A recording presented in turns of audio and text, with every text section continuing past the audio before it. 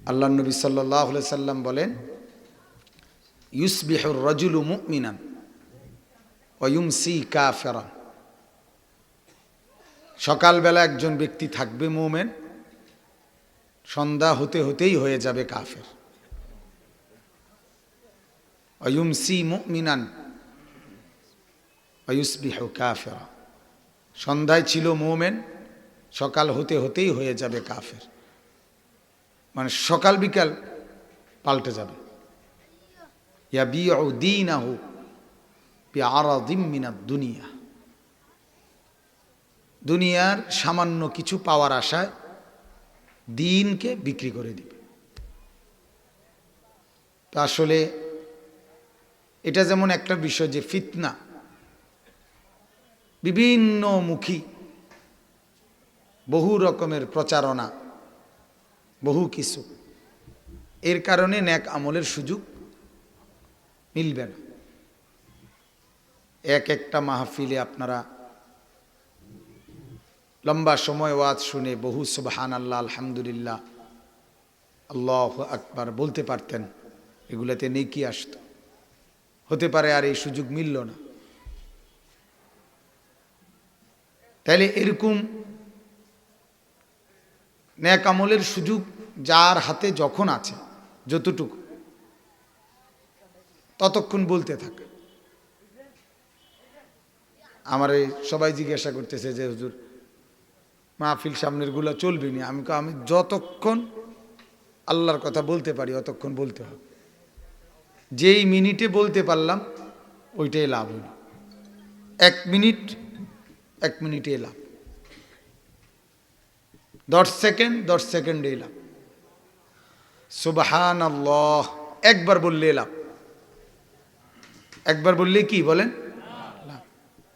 সুবহানাল্লাহ একবার বললে আল্লাহ নবী সাল্লাল্লাহু আলাইহি ওয়াসাল্লাম বলেন, নাখলাতুন ফিল জান্নাহ, জান্নাতের মধ্যে ওই ব্যক্তির জন্য একটা খেজুরের গাছ লাগানো হয়। সুবহানাল্লাহ। তাহলে সুবহানাল্লাহ একবার বললে 1 মিনিট লাগে না,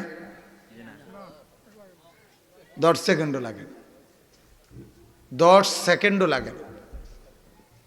এতেই আমার আমল নামার মধ্যে একটা খেজুর গাছ জান্নাতে রোপণ হয়ে গেল।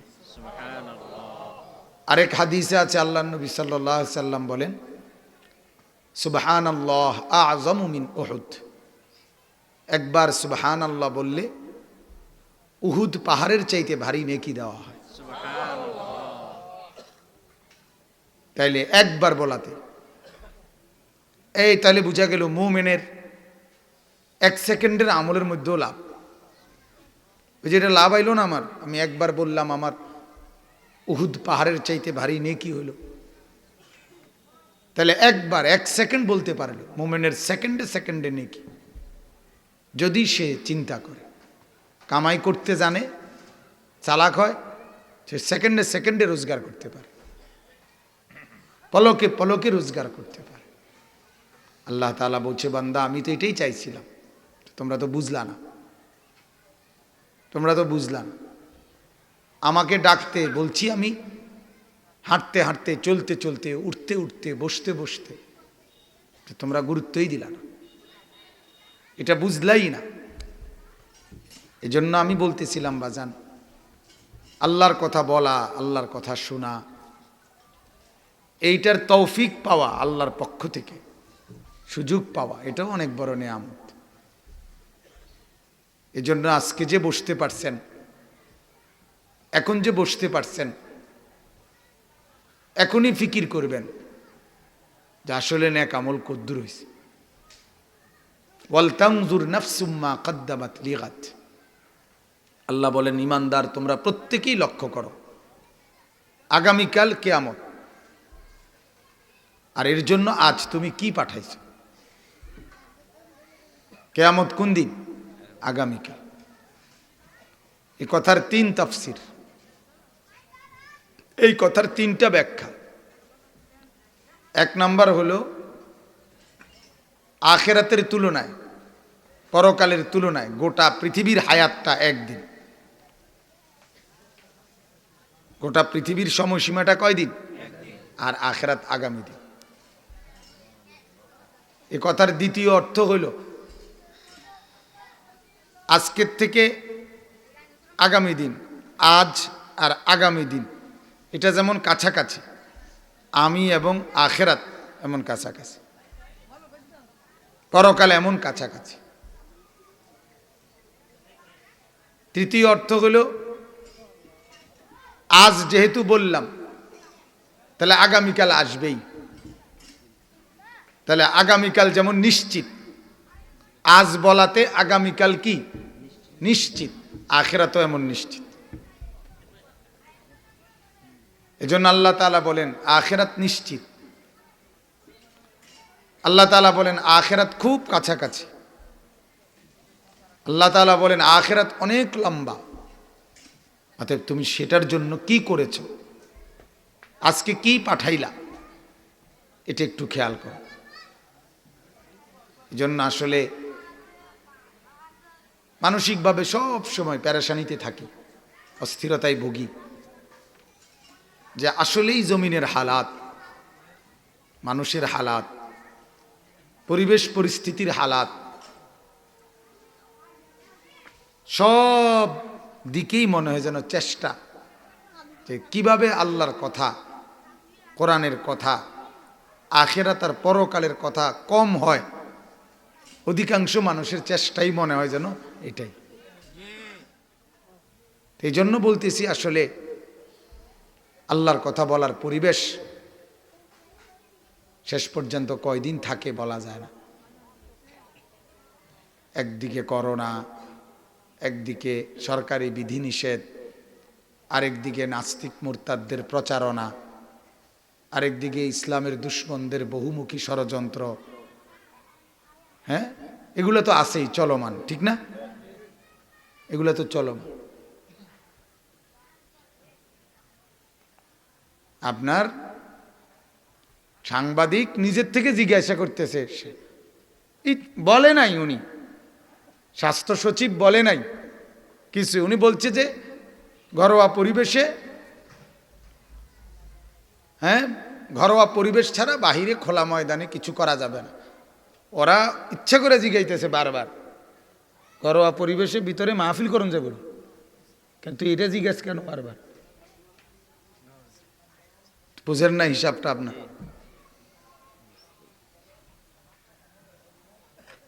অর্থাৎ সবার অ্যালার্জি কি নিয়া, এটা নিয়ে। আল্লাহর কথা কম হোক, আখিরাতের কথা কম হোক, পরকালের কথাটাই শুধু কম হোক, সবার অ্যালার্জি এটা নিয়ে, ঝামেলা শুধু এটাই। মহিলারা পুরা কাপড় খুলতে পারতেছে না শুধু এই হুজুরগুর জ্বালায়। কথা বুঝছেন না কথাটা? সুদখোর, ঘুষখোর, পুরাপুরি একের খোলা মাঝ রাস্তায় সুদের দোয়ান দিতে পারতেছে না শুধু এই হুজুরগো জ্বালায়।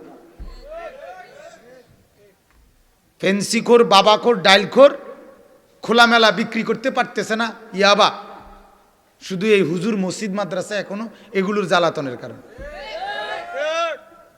এগুলা যদি না থাকতো তাহলে একদম খোলামেলা ওপেন করতে পারত। ইউরোপ আমেরিকাতে যৌন স্বাধীনতা open, open sex, free sex, অর্থাৎ অবাধ যৌন স্বাধীনতা। ইউরোপের একটা দেশে আমি নিজে পত্রিকায় পড়ছি, সমুদ্রের পাড়ে সমুদ্রে স্নান, সূর্যের আলো উঠলে সম্পূর্ণ বিবস্ত্র হয়ে নারী পুরুষ একেবারে উলঙ্গ হয়ে সূর্য স্নান করে। এটা মানে সূর্যের তাপে শরীর কিছুক্ষণ তাপ নিয়ে এরপরে গোসল করে। তো ওই দেশের আপনার কিছু ভদ্রলোক, যদিও কাফের, একটু বিবেকবান হয়তো, ওরা একটু প্রতিবাদ করছে যে এটা একবারে বেশি নগ্নতা দেখা যায়, এইভাবে সমুদ্রের পাড়ে এইভাবে একেবারে কাপড় চোপড় ফুল নারী পুরুষ খুলে ফেলা, এটা বেশি অসভ্যতা দেখা যায়, এটা একটু কি করা উচিত, নিয়ন্ত্রণ করা উচিত।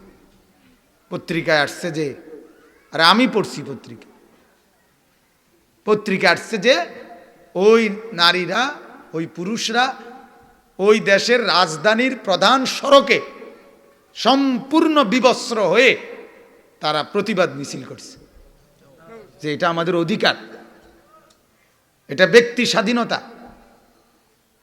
এখানে কেউ কিছু বলার অধিকার দিল কে? বুঝেন নাই কথাটা? এই হলো তাদের মানসিকতা। নাই তো আপনি কল্পনা করেন, এটা আমাদের মাহফিল, কিন্তু এখানেও যদি উপযুক্ত মেয়েরা এই পরিমাণ আসতে একটু লজ্জাবোধ না করে, তো এদের মানসিকতাটা কোথায়? এরা শুধুমাত্র আমাদের জ্বালায় পারতেছে না, আমাদের কারণে পারতেছে না। আমরা এখনো কিছু বলি, কিছু মানুষ শুনে আমগো হুজুরদের কথা, এই কারণে আটকায় রয়েছে। এজন্য আসলে বাজান, খুব আফসুস মনের মাঝে, এই মন ভাঙ্গা নিয়েই ওয়াজ করি। মাঝে মাঝে খুব পেরেশানি হয়, কাকে বলবো, কোথায় বলবো, কিভাবে বলবো, কতদিন বলবো। আল্লাহ তাআলা আমাদেরকে বুঝার তৌফিক দান করেন। আমার বাজান, একটু হলেও ভাইবেন, সমাজটার চতুর্দিকে তাকায়েন, সমাজের চতুর্দিকে তাকায়েন, ছেলেপেলেদের দিকে তাকায়েন, মায়া নিয়া ছেলেদের দিকে তাকায়েন, কেমন হালাত, মেয়েদের অবস্থা, নারীদের অবস্থা নজর রাখেন কিরকম। হাদিসের মধ্যে আছে, আল্লাহর রাসূল সাল্লাল্লাহু আলাইহি সাল্লাম বলেন, একেবারে পরিষ্কার হাদিস, বনি ইসরাইলের মুসা নবীর জামানার, উনার হায়াত থাকতে না, ওনার পরে ওনার কওমের একটি এলাকাকে আল্লাহ তাআলা একবার একজন ফেরেশতা পাঠাইছেন, এই এলাকার মানুষগুলোকে উল্টে দাও, মানে জমিনের নিচের মাটি উপরে তুলে উল্টে দাও। তখন ওই ফেরেশতা আল্লাহর কাছে গিয়ে বলছে, ইন্না ফীহিম আবদাকা ফুলান, রব্বুল আলামিন এই মহল্লা, যেই মহল্লাকে আমাকে উল্টাই দিতে বলছেন, এখানে আপনার এমন একজন বান্দা আছে, লাম ইয়াসিকা তরফাতা আইন, যে একটু চোখের পলক, এক সেকেন্ড আপনার কোনো নাফরমানি করে নাই। তারে কি করতাম, ওনাকে কি করতাম? আল্লাহ তাআলা, হাদিসে আছে, আল্লাহ তাআলা ওই ফেরেশতাকে বললেন, এক নম্বরে প্রথম গিয়া উল্টানিটা ওনারে দিবা, প্রথম মাথার তুল্লা আসার তারে দিবা, ওই বুজুর্গরে প্রথম ওনারে উল্টানি দিবা, এরপরে বাকি করে উল্টাইবা। কেন? আল্লাহ নিজে বলে দিছে, ফা ইন্না ওয়াজহাহু লাম ইয়াতাবাআর ফিয়া কাত। আল্লাহ বলেন কেন না, কারণ এই লোকটা আমার জমিনের চতুর্দিকে নাফরমানি চলতেছে, অথচ এটার পেরেশানিতে কোনোদিন তার কপালে একটু ভাঁজও পড়ে নাই। হেতের ফানখানা ঠিক, এবাডার বনখানাও ঠিক, এবাডার বিড়ি খানাও ঠিক, চা খানাও ঠিক, বুটমুড়ি পেঁয়াজু খানাও ঠিক, ভাতও খানা ঠিক, রাতের ঘুমও ঠিক, আপেল মালটা খানাও ঠিক, হ্যাঁ, সুবারি খানাও ঠিক, সুন খানাও ঠিক। বাহ বাবা, যাটার কোনো অসুবিধা নাই, এক বিন্দু চেহারায় কোনো পেরেশানি নাই, যে চলছেটা কি, চতুর্দিকে কেন এত নাফরমানি, কি করা উচিত, আমার সামর্থ্যে কি আছে, আমার সামর্থ্যে একটা বদনা পানি দেওয়ার মতো সুযোগ আছে, দেই না, কি বলেন, উচিত না? আমি একটা লোটা পানি দেই না আগুনটাতে, আরেকজনে বালতি দিয়ে দেও, আমি বদনা দিয়ে দেই না, আমি জগ দিয়েই দেই না। অর্থাৎ আমি আমার সাধ্যের ভেতরে কিছু বলি না, আমি একটু ফিকির করি না, আমি কারো কাছে বলি না কমপক্ষে, ভাই আপনারা তো আল্লাহ ক্ষমতা দিছে, আপনি তো ইচ্ছা করলে এই ছেলেগুলোরে বললে ছেলেগুলো পরিবর্তন হবে, এমন হইতে পারে না? ভাই আমি তো সাধারণ মানুষ, আপনি তো একজন মেম্বার, আপনি তো একজন চেয়ারম্যান, আপনি তো একজন সর্দার, হ্যাঁ আপনি একজন প্রভাবশালী, আপনি কদ্দুর কইলে তো হয় ভাই, এই কথাটা কি বলা যায় না? এই ফিকিরটা কি করা যায় না? আপনাদেরকে একটা ঘটনা শুনাই, রাসূলুল্লাহ সাল্লাল্লাহু আলাইহি সাল্লামের জীবনের ঘটনা। নবীজি সাল্লাল্লাহু আলাইহি সাল্লাম যখন মক্কা ইসলামের দাওয়াত দিচ্ছিলেন, তখন দাওয়াতের ৭ম বছর, মানে ইসলামের দাওয়াত তো শুরু করছে 40 বছর বয়সে নাকি, ৭ম বছর, তাহলে মানে 47, ৭ম বছর মক্কার কুরাইশরা, কাফেররা সিদ্ধান্ত নিয়ে আল্লাহ নবী সাল্লাল্লাহু আলাইহি সাল্লাম এবং তার অনুসারী যারা ওনার সাথে, তাদেরকে বয়কট করছে, সামাজিকভাবে বয়কট করে একঘরে করে দিছে, এবং কাবা ঘরের বারান্দায় কাগজ লিখে ঝুলাইয়া দিছে যে আজকের থেকে মুহাম্মদ এবং তার অনুসারীদের সাথে কুরাইশদের পরবর্তী নির্দেশ না দেওয়া পর্যন্ত কোনো রকমের আচার অনুষ্ঠান, লেনদেন, বিবাহ শাদী, বেচা কিনা সব কিছু নিষিদ্ধ। নাউজুবিল্লাহ। আল্লাহ নবী সাল্লাল্লাহু আলাইহি সাল্লাম ওনার অনুসারীদেরকে নিয়ে, অনুসারীরা দুই রকম, যারা মুসলমান হয়েছে তারা তো আছেই, কিছু লোক কাফের কিন্তু নবীকে, ওনার গোত্রীয় লোক, এরাও আল্লাহ নবী সাল্লাল্লাহু আলাইহি সাল্লামের সাথে একত্রে একটা দুর্গ, শিআবে আবি তালেব বলে, এই দুর্গের মধ্যে আশ্রয় নিছে। এরপরে 3 বছর এক টানা, 8ম, 9ম, 10ম বছর, এই 3টা বছর আল্লাহ নবী সাল্লাল্লাহু আলাইহি সাল্লাম ওনাদেরকে সাথে নিয়ে এই বন্দি জীবন, একাকী ওনাদেরকে সাথে নিয়ে কাটাইছেন। আমরা স্পষ্ট কিতাবে পড়ছি, তারিখের কিতাবে, ইতিহাসের উর্দু কিতাবে, সিরাতে মুস্তাফা, হযরত মাওলানা শেখুত তাফসির ইদ্রিস কান্দলভি রহমতুল্লাহ আলাইহি, দারুল উলুম দেওবন্দ মাদ্রাসার শীর্ষস্থানীয় আলেম ছিলেন, ওনার কিতাবে আছে, সাহাবীরা বলছেন আমরা এই 3টা বছরে ক্ষুধার কষ্টে গাছের পাতাও চাবাইয়া খাইছি, উটের চামড়া আগুনে পুরাইয়া, ছাতু বানাইয়া, পাউডার বানাইয়া, এরপরে পানি দিয়ে ভিজাইয়া খাইছি। দুধের বাচ্চা দিনকে দিন, মাসকে মাস মায়ের বুকের দুধ না পাইয়া শুধু কাঁদছে আর কাঁদছে দিন রাত। এইভাবে 3টা বছর কষ্ট করছে আল্লাহ রসুল এবং সাহাবীরা। তো আমার বলার উদ্দেশ্য হলো এটা, তখন মক্কার কুরাইশদের মধ্য থেকে একজন ব্যক্তি, এই প্রথম এই একজন লোক, তিনি উদ্যোগ নিছে যে না, আসলে এই চুক্তিটা মুহাম্মদ এবং তার অনুসারীদের উপরে জুলুম, যদিও সে ঈমান আনে নাই, সে ভাবছে যে না, এটা মানবতা এটা বলে না, একটা মানুষের বিবেক তো আছে, হিউম্যানিটি, মনুষ্যত্ব আছে, মানবতা তো আছে। তো সে বলতেছে আমার বিবেক বলে, মানবতা বলে এটা কি হইতে পারে না, সঠিক কাজ হইতে পারে না, কাজে এইটার বিরুদ্ধে প্রতিবাদ করা দরকার। তখন সে, এই সর্দার আপনার আরেকজন, সে চিন্তা করছে আমি একলা বললে তো হইতো না, তখন সে আরেকজন রে বলছে, উনিও সর্দার, উনি বলছে হ ভাই, এটা আমারও মনের কথা, কিন্তু আমিও লোকের অভাবে বলতে পারতেছি না, তাইলে আমরা 2 জন হইলাম। এই 2 জনে আরেকজন ঠিক করছে, 3 জন হইল, এই 3 জনে আরেকজন ঠিক করছে, 4 জন হইল, এই 4 জনে আরেকজন ঠিক করছে, পাঁচজন হলো।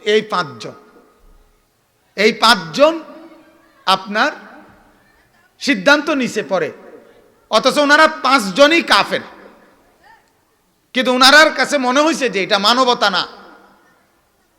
আজকে 3টা বছর মোহাম্মদ তার অনুসারী লোকগুলো নিয়ে দুকে দুকে মরতেছে, এটা ইনসাফ হইতে পারে না, মনুষ্যত্ব হইতে পারে না। পরের দিন আপনার যখন মক্কার কুরাইশরা এরকম মিটিংয়ে বসছে, কথাবার্তির দারুন না দোয়াতে, ভাইয়া এদিক সেদিক তাকায়েন না, এদিকে তাকান, ডানে বামে তাকায়েন না, অনুরোধ করলাম। অল্প একটু সময় বয়ান করা, এদিক সেদিক অমনোযোগী হইলে তো এরপরে দেখবেন টাইম শেষ, আপনারা বাইল হইতে হইতে আমার টাইম শেষ।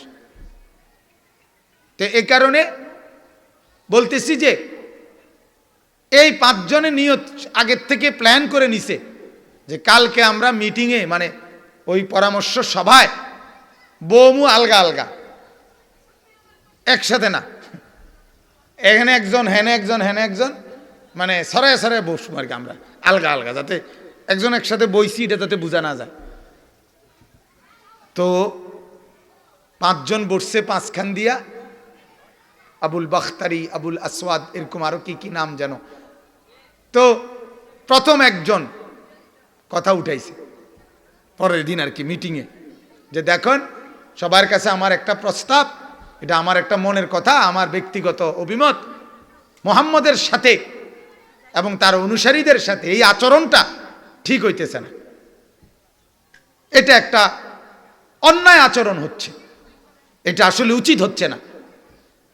আমাদের কুরাইশদেরও তো একটা ইজ্জত আছে, একজন মানুষের সাথে বিরোধিতা কি এভাবে হয়নি, এরকম একটা কথা বলছে। সাথে সাথে ওই আরেকজন আরেক কোনা দিয়া উনি দাঁড়াইয়া বলছে, তুমি কথাটা কইয়া লাইলা, কথাটা তো আমারও মনে আইছিল, আমিও কইলাম হইলে, এরম একটা কথা আমিও আজকে কয়টা দিন ধরে কমু কমু কইয়া ভাবছিলাম, যে তুমি কওনে, আমারও মনে আইছে যে না আমিও কন দরকার কথাটা। এরপরে উনিও বলছে হ্যাঁ আমারও কথা, এটা আসলে ঠিক হইতেছে। আরেকজনে বলছে, আরেকজনে বলছে, আরেকজনে, কয়জন হলো? পাঁচজনে যখন বলছে, পুরা মজমার মধ্যে একটা সুরগুল উঠে গেছে। আরো লোকজনেও না আসলে কথাটা ভাবা দরকার। আবু জেহেল তো বড় বিচক্ষণ ছিল, কিতাবে আছে আবু জেহেল 500 জনের চেহারার দিকে তাকাই এই বলছে যে আল্লাহর কসম এগুলো আগের পরিকল্পিত। এটা কিতাবে আছে। মাহে বড় নেতা না, নেতার তো একটা কি থাকে, গুণ থাকে না, নেতা তো নেতাই হয়। তো কয়েকটা মনে হইতেছে কি পূর্ব পরিকল্পিত, তোমরা আসলে নাইলে এক সুরের কথা। কিন্তু এটা বলার পরেও পুরা ঠিক এই টাইমে আল্লাহর কুদরত, তারা এখানে একটা কাবজাব লাগাই দিছে, কাজ্জা ফাসাদ, এবং নিজেদের মধ্যে কি হয়ে গেল, মতানৈক্য হয়ে গেল না। কিছু কইতেছে না এটাই কথা ঠিক, কিছু বলতেছে না এটা ঠিক হইতে পারে না বেটা। এই নিয়ে তর্কাতর্কির মধ্যেই আল্লাহ নবী সাল্লাল্লাহু আলাইহি সাল্লাম ওনার চাচা আবু তালেবকে নবীজি বলছে, চাচা আল্লাহ তাআলা আমাকে এইমাত্র জানাইছে যে ওরা যেই কাগজটা ওইখানে লেখা রাখছিল কাবা ঘরের বারান্দায়, ওইটার মধ্যে শুধু আল্লাহ, এই আল্লাহর নাম লিখছে শুরুতে বিসমিল্লাহ, বিসমিকা আল্লাহুম্মা যে লিখছে, আল্লাহর নামটা ছাড়া ওই কাগজে যতগুলো লেখা চুক্তির শর্ত, এগুলো একটা অক্ষরও বাকি নাই, সব ফোকে খাইয়ে ফেলছে। আল্লাহ আমাকে জানাইছে, আপনি গিয়ে কোন। আবু তালেব আসছে এটা বলার জন্য, আইসা দেখে কাজ্জা চলতেছে, এটা লইয়াই কথা বুঝেন না, ঝগড়া চলতেছে কি নিয়া, এটা নিয়েই তর্কাতর্কি চলতেছে। আবু তালেব তখন বলতেছে, এই সবাই থামো, আমি একটা কথা বলি, মোহাম্মদ আমাকে এই মাত্র, আমার ভাতিজা আবু তালেবও কিন্তু কাফের, কাফের না, আবু তালেব কি ইমান আনছিনি, সেও তো ইমান আনে নাই। বলতেছে আমার একটা কথা, আমার ভাতিজা এই মাত্র বলল যে ওই চুক্তির যে এই কাগজটা আমরা টাঙ্গাইছি ওইটা নাকি পোকে খাইয়ে ফেলছে। তো এক কাজ করো, এই তর্কাতর্কি না করে এই কথাটার উপর একটা সিদ্ধান্ত করো, যদি মুহাম্মদের কথা এটা ঠিক হয় তাহলে চুক্তি বাতিল, আর যদি ভুল হয় তার কথাটা যে না পোকে খায় নাই যদি গিয়ে দেখি আমরা, তাইলে এই সিদ্ধান্ত বলবৎ থাকবে। কথা বুঝছেন? সবাই কইছে হ্যাঁ ঠিক আছে চলো। আইসা দেখে ঠিকই আল্লাহ রসুল সাল্লাল্লাহু আলাইহি সাল্লাম যা বলছেন তাই। ফলে 3 বছরের বন্দি জীবন থেকে আল্লাহ নবী সাল্লাল্লাহু আলাইহি সাল্লাম মুক্তি পেয়ে গেলেন। তাহলে আমার বলার উদ্দেশ্য হলো বাজান, মানবতা, মানুষের প্রতি মানুষের এই দরদ, এতটুকুর কারণে ওই 5 ব্যক্তির উদ্যোগে 3 বছরের বিরূপ পরিস্থিতিটাও উল্টায় দিছে ওনারা। তাহলে মানুষের মধ্যে মানুষ যদি একটু কথা বলে, একজন আরেকজনের সাথে এতটুকু যদি আলাপ করে যে সমাজটাতে হচ্ছে কি, এই ছেলেগুলো নামাজ পড়ে না কেন, ফজরের নামাজে আমাদের মসজিদে মুসল্লি নাই কেন, আমাদের মহল্লায় আমার এলাকার ছেলেগুলো মুসলমান পরিচয় দেওয়ার পরেও এরা 1 ওয়াক্ত নামাজ মসজিদে আসে না কেন, এটা নিয়ে কি কোনো কথা হইতে পারে না? কথা বলেন না কেন? এটা নিয়ে কি কোনো পরামর্শ হইতে পারে না? তাইলে পরামর্শ করে তো মসজিদ ভাঙ্গা মসজিদ হয়। কথা বলেন না কেন? পরামর্শ কইরা পুরান মসজিদ ভাঙ্গা নতুন মসজিদ হয় না? পরামর্শ কইরা টাকা টুকা কালেকশন কইরা মানুষের আতফাও ধরিয়া বিদেশের টাকা দেশের টাকা রাস্তার মধ্যে মাইক লাগাইয়া টাকা দিয়া উঠাইয়া তারপরে মসজিদ বানাইতে পারে না? অনেক ছেলে এমনও তো আছে যারে উৎসাহ দিলে, পিঠে হাত বুলাইয়া দিলে সে রাস্তার পাশে দাঁড়াইয়া মসজিদে লেগে টাকা উঠায়, যদিও সে নামাজ পড়ে না। এমন আছে না? তাহলে বোঝা গেল একটু দরদ নিয়ে বললে, আরে সে 1 সপ্তাহের মধ্যে একটা নামাজও পড়বে না, 6 মাসের মধ্যে একদিনও ফজরের নামাজ পড়বে না, এত শক্ত হে না মুসলমান যে আছে, কমপক্ষে যার কলিজার ভিতরে ঈমান আছে, আরে যার কানে আজান হইছে জন্মের পরে, মুসলমান মা বাবার ঘরে জন্ম নিছে, যে আল্লাহর কসম তার কলিজা এত শক্ত হইতে পারে না, এত পাথর হয় না মিয়া। শুধু অভিভাবকের গাফলতি, পরিবারের খামখেয়ালি আজকে সন্তানগুলোকে বরবাদ করে দিচ্ছে।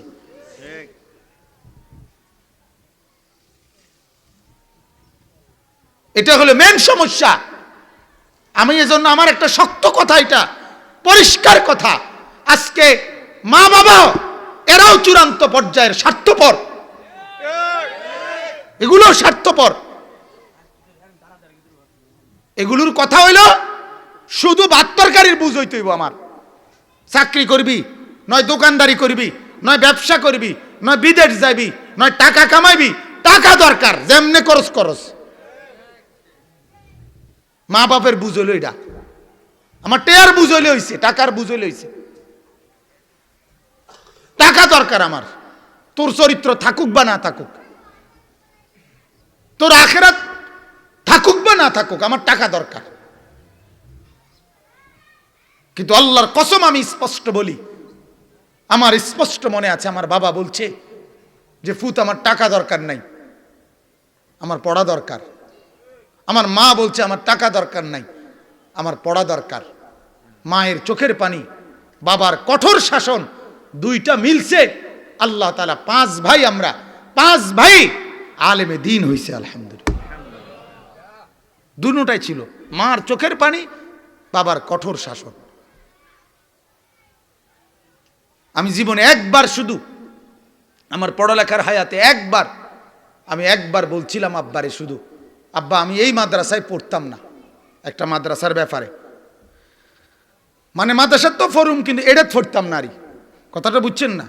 আমার আব্বা স্পষ্ট আমার মনে আছে, আমার আব্বা বলছে পরের বেলা ভাত আমার ঘরে আর খাইও না,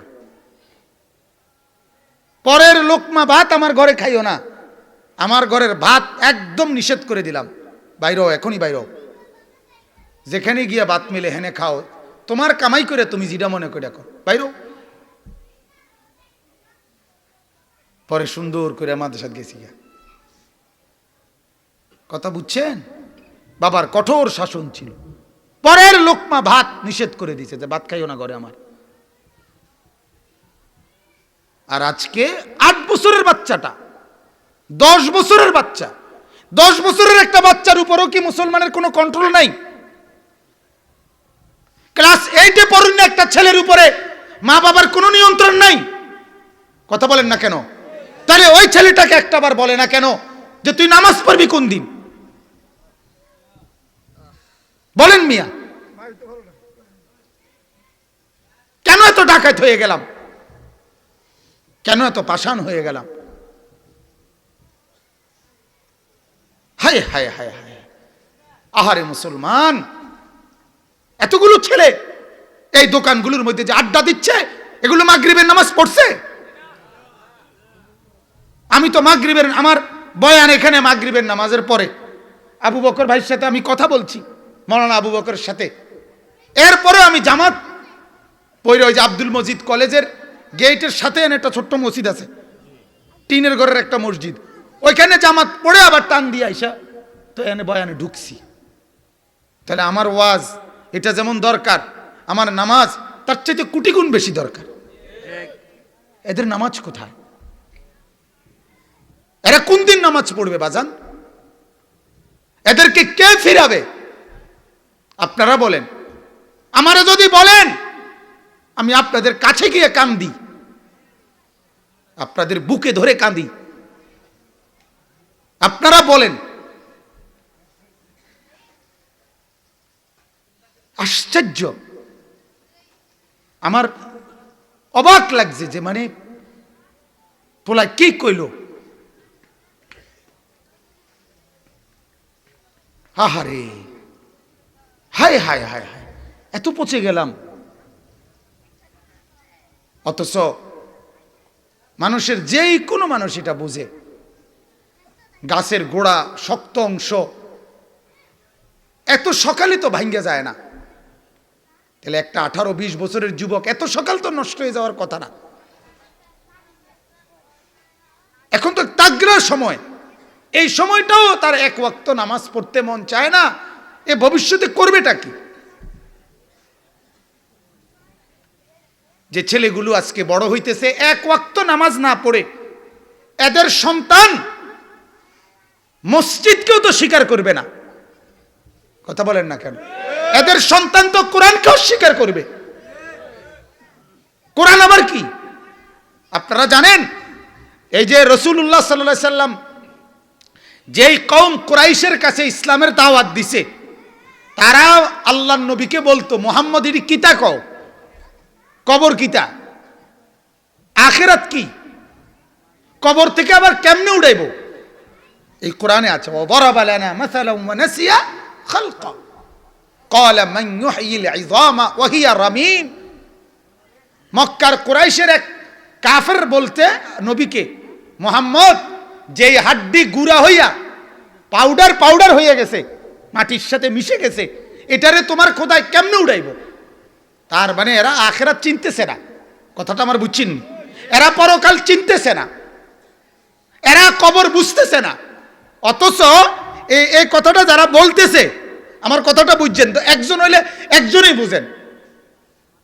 এই কথাটা যারা বলতেছে, যে কি বলতেছো মুহাম্মদ, কবর কিতা, হাসুর কি, পরকাল কি, আখিরাত কি, আল্লাহর কসম এরা এই যে এরা বলছে, এরা কিন্তু ইব্রাহিম এবং ইসমাইল দুইজন নবীর বংশধর।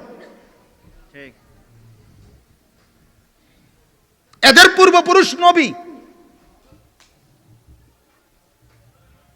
কিন্তু নবীর শিক্ষার থেকে ছুটতে ছুটতে, বাদ দিতে দিতে, একদিন নবীর জেনারেশন আইসা আরেক নবীরে বলতেছে আখিরাত কিতা। কথা বুঝছেন? একদিন এই মুরব্বী দাদা যে ফ্যামিলি থাকতো না, হতে পারে এই দাদার আরেক দাদার 70 বছর পরের জেনারেশনে আর কেউ নামাজি নাই, তখন ওরা বলবে নামাজ কাকে বলে। কথা বুঝছেন না? অথচ হয়তো পারে এই ফ্যামিলির 70 বছর আগের দাদা আল্লাহর ওলি ছিলেন। কথা বুঝছেন? হিন্দুস্তানের, ভারতের, আমরা হজরতের বয়ানের মধ্যেও এ কথা শুনছি। আওলাদে রসুল সৈয়দ আরশাদ মাদানী দামাত বারাকাতুহুম, উনি বলছেন চায়নার এক অঞ্চলে উনি সফরে গেছিলেন। সফরে যাওয়ার সময় রাস্তার পাশে এক ছোট্ট বস্তি, ছোট্ট মহল্লা আর কি, মহল্লার পাশে নামাজের ওয়াক্ত হয়েছে আর আসরের, তো রাস্তার পাশেই রুমাল বিছায়া ওনার গাড়ির সাথে যে কয়জন ওনারা নামাজ পড়ছেন।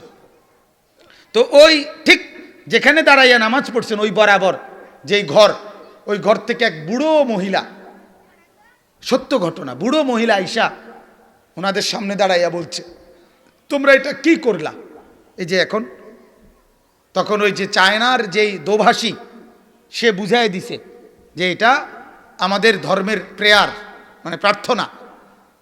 আমরা মুসলমান, আমাদের সৃষ্টিকর্তার উপাসনা এভাবে করতে হয়। কথা বুঝছেন নি? এটা আমরা করছি এখন। ওই মহিলা, এই বৃদ্ধা মহিলা, 90 বছরের বুড়ো মহিলা চোখের পানি ছেড়ে কাঁদা দিছে। কাঁদা বলতেছে, আমি যখন ছোট ছিলাম, ওই মহিলা বলতেছে, আমি যখন ছোট ছিলাম, ছোট্ট, আমার এখন মনে হইতেছে যে আমার ফ্যামিলিতে আমার দাদা নানারা, মুরব্বীরা এরকমটা করত।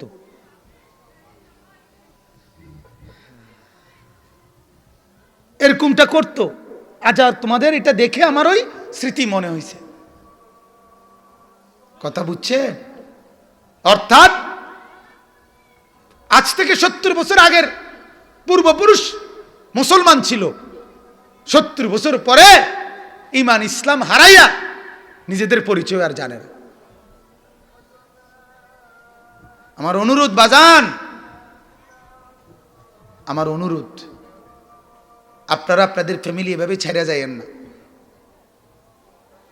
ওরা ইসলাম ভুলে যাবে, ওরা একদিন চিনবে না কোরআন কাকে বলে,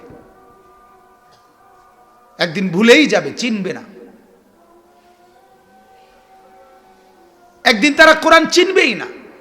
মসজিদ, মাদ্রাসা যে পরিমাণ চেষ্টা মেহনত করতেছে, কিন্তু সব কিছুতেই সীমিত। যতগুলো সারা বাংলাদেশে যতগুলো কওমি মাদ্রাসা আছে, শুধুমাত্র ঢাকা ইউনিভার্সিটির জায়গা জমি, ঢাকা ইউনিভার্সিটির স্থাপনা এর চাইতে বেশি। কথা বুঝেন নাই আপনি? সুযোগ সুবিধা এর চাইতে কি অনেক বেশি, অনেক বেশি। অনেক সীমাবদ্ধতার ভিতরে অনেক কষ্ট করে খাইয়া না খাইয়া মাসের পর মাস আলুর ভর্তা, ডাল, সামান্যটুকু খাবার খাদ্য খেয়ে দিবানিশি মালিকের কোরআন নিয়ে পড়ে আছে, আল্লাহর দিন নিয়ে পড়ে আছে। এটুকু সুযোগও যদি একদিন বন্ধ হয়ে যায়, এর পরের জেনারেশন আর ইসলাম চিনবে না। এর পরবর্তী প্রজন্ম আর ইসলাম কাকে বলে এটাই বুঝবে না, বুঝবে না। এখনো তো হাজার হাজার স্কুল কলেজ পড়ুয়া, লক্ষ লক্ষ ছেলে মুসলমান যারা একটা লাইন কোরআন শরীফ শুদ্ধ পড়তে পারে না, এমন লক্ষ লক্ষ ছেলে আছে না? তাহলে এদের জীবন থেকে তো হারিয়ে গেল কোরআন। এরা তো আর জীবনে কোনোদিন আল্লাহর কোরআন শুদ্ধ পড়তে পারলো না, আর না পড়ার কোনো আফসোসও শিখলো না, না পড়ার কোনো বেদনাও নাই, না পারার কোনো অনুশোচনাও নাই, না পারার কারণে কোনো বিব্রত লজ্জিত এটাও তো নাই, এটা তো কোনো পরোয়াও করে না। তাহলে মানসিকতা এখানে এসে দাঁড়াইছে। এরপরের ওলারা তো স্বীকৃতি দিবে না কোরআন কি জিনিস, কোরআন কি জিনিস। কথা বুঝছেন না? ওই যে আপনার কয়দিন এক বক্তা ছিল ক্রিকেট খেলোয়াড়, এরপর হয়ে গেছে এখন বড় বক্তা। উনি আপনার কোরআনুল কারীমকে হাতে ধরে বলছে এটা একটা বই, জাতিকে পরিচয় করাচ্ছে এটা একটা বই। কথা বুঝছেন? ইত্তাখাযান নাসু রুউসান জুহালান, আল্লাহর নবী বলছে আখিরি জামানায় মানুষ মূর্খ নাদান ওদেরকেই নিজেদের নেতা বানাবে। নাউজুবিল্লাহ।